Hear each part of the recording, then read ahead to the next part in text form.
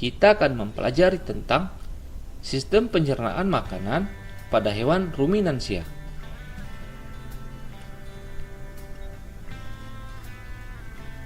Hewan ruminansia adalah kelompok hewan mamalia yang biasa memamah atau memakan 2 kali dan dikenal dengan hewan memamah biak.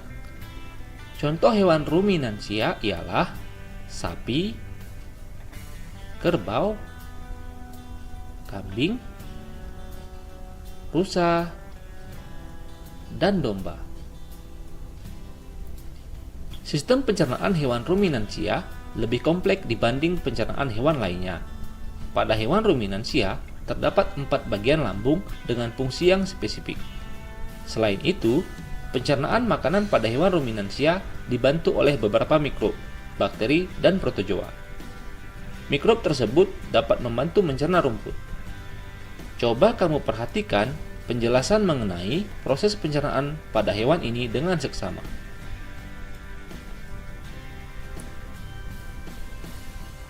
Mekanisme pencernaan makanan pada hewan ruminansia. Seperti yang telah dijelaskan sebelumnya, salah satu contoh hewan ruminansia ialah sapi. Mari kita baca informasi mengenai organ pencernaan pada sapi. Makanan seperti rumput pertama kali masuk ke dalam mulut sapi. Di dalam mulut terdapat organ-organ pencernaan seperti berikut. Gigi. Gigi sapi tersusun dari gigi seri yang berguna untuk memotong makanan dan gigi geraham untuk mengunyah makanan. Lidah.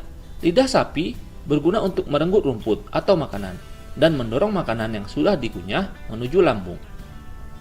Saliva. Saliva merupakan cairan atau enzim khusus yang dihasilkan oleh kelenjar khusus pada sapi yang kemudian disalurkan ke dalam rongga mulut. Saliva berperan dalam proses pencernaan kimiawi.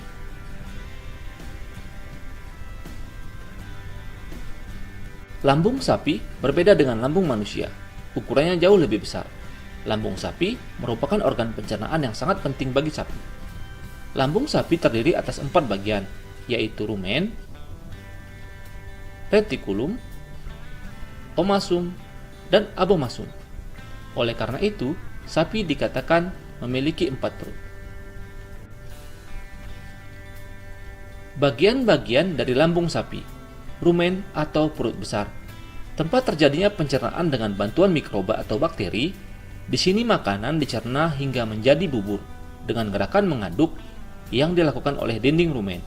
Pada saat sapi beristirahat, makanan kembali ke mulut dan dikunyah kembali. Setelah dikunyah, untuk yang kedua kalinya, makanan masuk ke retikulum atau perut jala. Retikulum atau perut jala. Di dalam retikulum, makanan kembali mengalami proses fermentasi dengan bantuan bakteri, anaerob, dan protozoa. Di dalam bagian perut ini, terjadi proses absorpsi dan penyaringan benda-benda asing yang masuk bersama makanan sehingga tidak masuk ke dalam omasum atau perut kitab. Omasum atau perut kitab. Di dalam omasum, makanan dicerna dengan bantuan enzim pencernaan. Selanjutnya, makanan masuk ke abomasum. Abomasum atau perut masam. Perut bagian inilah yang sebenarnya disebut dengan lambung. Di sini, makanan dicerna dengan bantuan enzim pencernaan pepsin yang dihasilkan oleh abomasum. Setelah melewati seluruh proses pencernaan makanan di dalam abomasum, makanan bergerak menuju usus halus. Panjang usus halus ekor sapi dewasa dapat mencapai 40 meter.